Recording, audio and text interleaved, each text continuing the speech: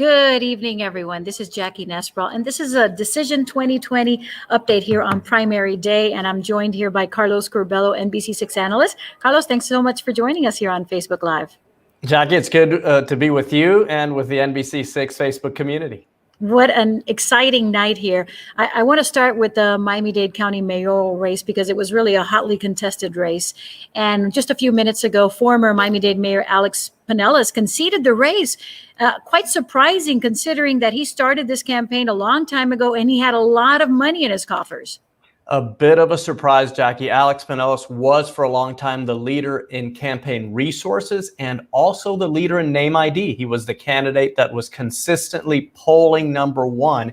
However, Alex Penelas is a moderate. He's what we would call a coalition candidate, someone who gets votes from Republicans, Democrats, Independents, from African Americans, Hispanic Americans, white voters. The two candidates that ended up prevailing tonight, Steve Bovo and Daniela Cava, are base candidates. They relied on, in the case of Commissioner Bovo, Republican, conservative, Hispanic voters. In the case of Commissioner Cava, Levine Cava, liberal Democratic voters propelled her into the runoff. So this is going to be interesting to watch from here to November.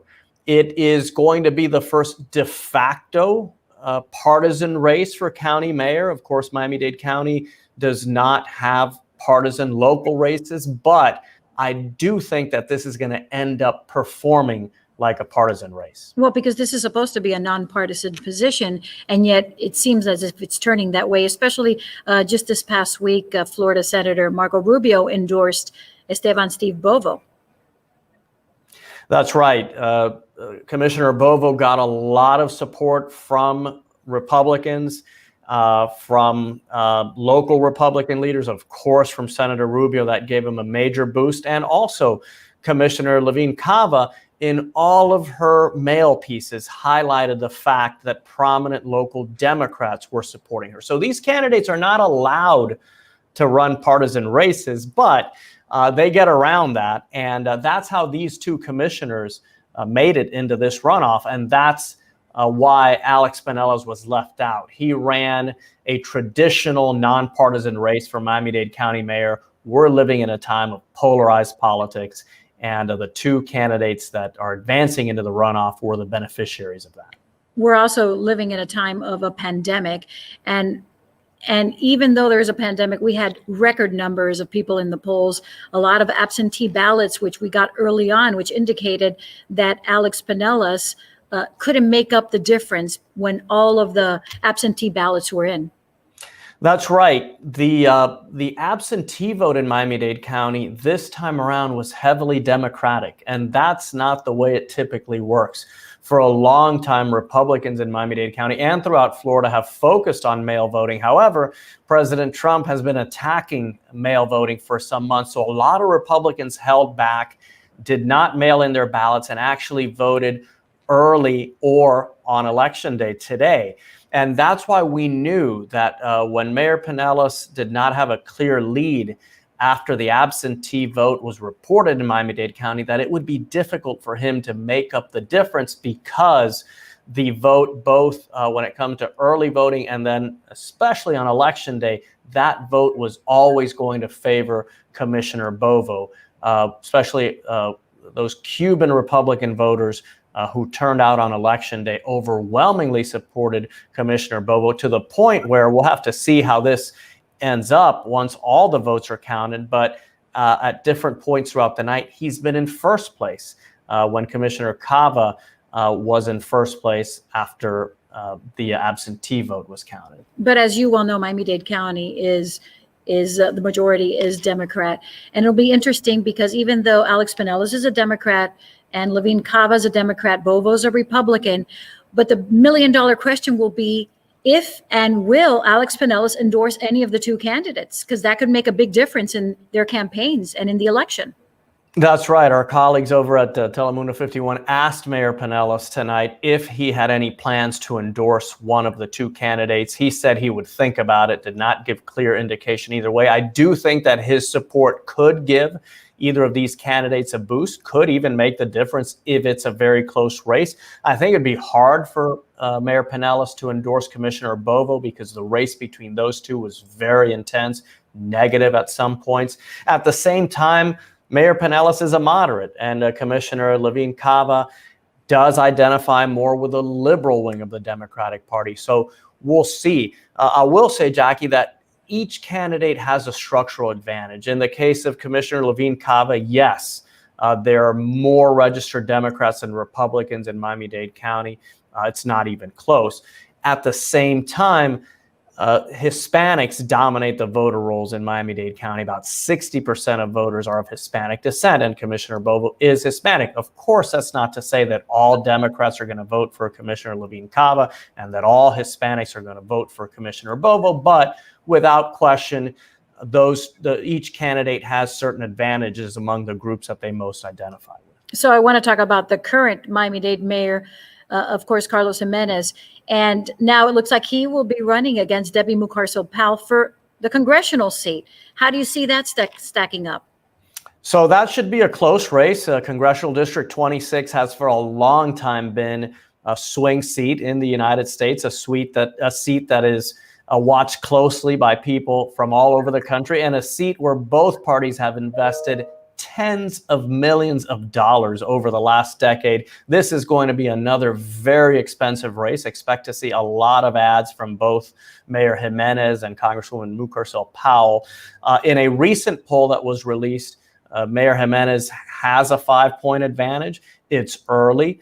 And again, a lot of resources are going to be spent on this race, so no one should assume that that lead is guaranteed. But the mayor certainly has a name ID advantage. He's more known in the community, in the district. And of course, he's been the face of the county's response to the COVID-19 pandemic. So that also gives him some structural advantages. But Florida Congressional District 26, I know it well, will be a race to watch in the United States. You know it very well.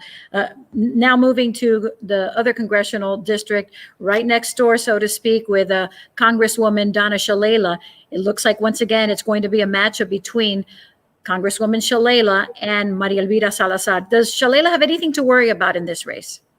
Look, Jackie, in 2018, which was a very bad year for Republicans here in South Florida and throughout the country, Maria Elvira Salazar lost that district essentially by 4 points. If you look at the results, it was 52-46, but there was an independent Trump candidate, so to speak, who got 2 percentage points. So we can assume that it was a 52-48 race, pretty close in a year where Republicans were at a disadvantage. I think that district could be a surprise in the sense that that race could be very close.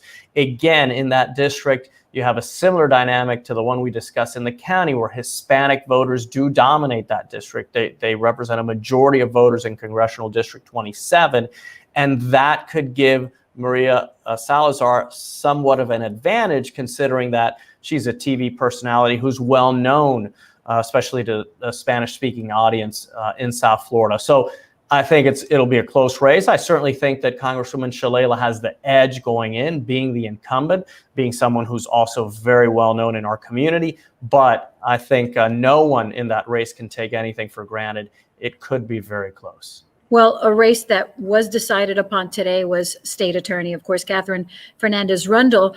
First time she's seen some competition with Melba Pearson, and yet she won pretty much early on. What can you tell us about that race? Yeah, Kathy Fernandez Rundle is a mainstay here in Miami-Dade County. She's served as the state attorney for almost 3 decades now, so very well known in the community. This year, her opponent, Melba Pearson, I think sensed some vulnerability on the issue of prosecutions, and Melba Pearson tried to channel some of the energy from the racial justice movement, the protests that we saw some weeks ago, into her campaign.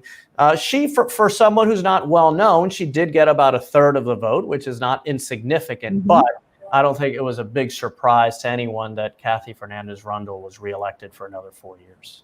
Broward Sheriff, that was another contested race.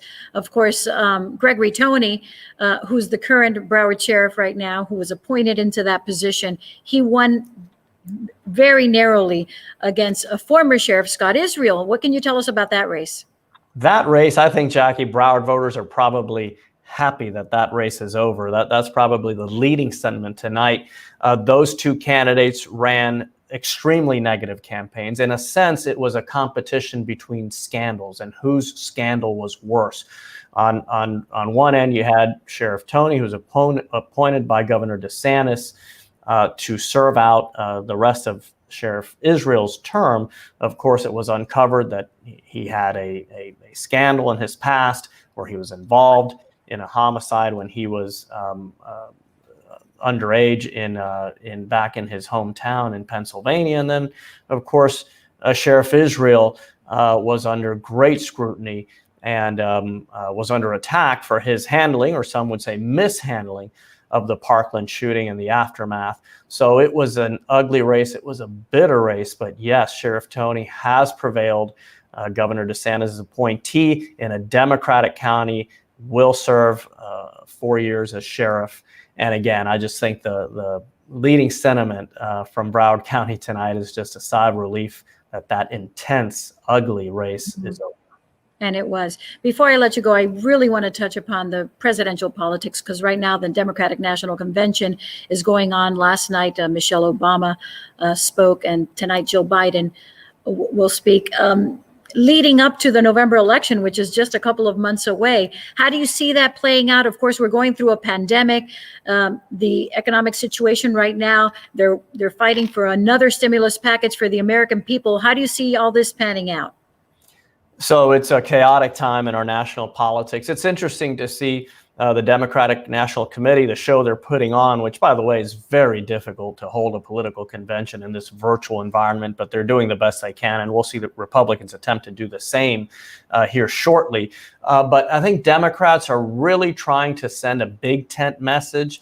Joe Biden, it seems he's looking to be a coalition candidate to invite people into the tent that may not typically identify with Democrats or feel inclined to vote for Democrats. Last night, they included some Republicans as part of the program. We saw some of the liberal base really not welcome that. But I think it was a smart decision by the Biden campaign to try to welcome in as many moderate voters as possible in a time and in an environment where that just isn't what politicians seem to be doing. So it's a difficult time to be campaigning. We'll see what Vice President Biden's speech looks like here at the end of the week. But I think you can expect that message of inclusion, that attempt to address any fears that some moderate voters may have about the Democratic Party shifting more to the left. Joe Biden, throughout his career, was a deal maker in the U.S. Senate. He didn't highlight that in the primary campaign, but it does look like he's trying to build a coalition to help him succeed in November. And the addition of Kamala Harris, you think that will benefit him come November? Well, it depends. Certainly, Democrats were worried that in 2016, a lot of African-American voters did not show up to the polls. I do think, are also worried that President Trump has gained, not a lot, but I think a significant amount of African-American support. We have seen him in the double digits, 10, 11, 12% in some polls. So Democrats know that if they're going to win in November, they need the strong backing of America's African-American community. And that's why Joe Biden, in a way, was compelled to choose, as he dictated from early on, a woman, but then also a woman of color, an African-American woman, a Black woman in Kamala Harris. And I think she's the best pick that was available to him. Someone who, number one, could credibly assume the presidency, and that is a concern with Vice President Biden. Polls have shown that many Americans do worry about whether or not he will be able to serve out his term, although we have every reason to believe that he's in good health. That is a concern, and that's why he needed a vice president who could credibly assume the presidency at any time. Kamala Harris was the attorney general of the largest state in the country, and she's also a United States senator. So that box was checked. And then the political boxes, which mobilizing Democratic women, mobilizing African-American Democratic voters, that was also what Joe Biden was looking for. And I think he got that in Kamala Harris. Does Kamala Harris perhaps scare away or give some centrist voters some reason for concern? Maybe. She does have a very liberal record in the United States Senate. But I think the way they're going to divide the labor in the Democratic ticket is that Joe Biden is going to be the coalition builder, the one who tries to reach out to independents and even some moderate Republicans, and Kamala Harris is going to be focused on turning out that liberal Democratic base. Both will be necessary if the Biden-Harris ticket is going to be successful. There are 3 debates expected between now and the November election. But one of the president's fortes in 2016 were the rallies that he did. He really was able to mobilize the party in a way that he will not be able to do this time around. How do you think that's going to impact him? This is going to be a big problem for the president. Donald Trump is a ratings man. He is a TV man. Before he was president of the United States, his last job was to be the host of The Apprentice. And he really does rely on that stagecraft, on that dynamic, that interaction between him and the audience. I think it's going to be difficult for him in this virtual environment. Even if towards the end of the campaign, there can be some in-person events, it's highly unlikely that they're able to hold any of those massive rallies where the president sometimes gets 20, 30, 40, 50,000 people to show up. So that is going to hamstring Donald Trump. It's certainly going to force the campaign to be innovative and to find other ways for the president to have that kind of interaction that he really feeds off of, and that in many ways propelled him to victory in the Republican primaries in 2016, and then ultimately when he faced off against Secretary Clinton. It's certainly going to be an interesting 3 months moving forward. Carlos Curbelo, as always, it's great to have you with us as our analyst, and we will see you tonight on the NBC6 News at 11 for more analysis and more results of tonight's primary day here in Decision 2020. Thanks again. Thank you, Jackie. See you later. Okay.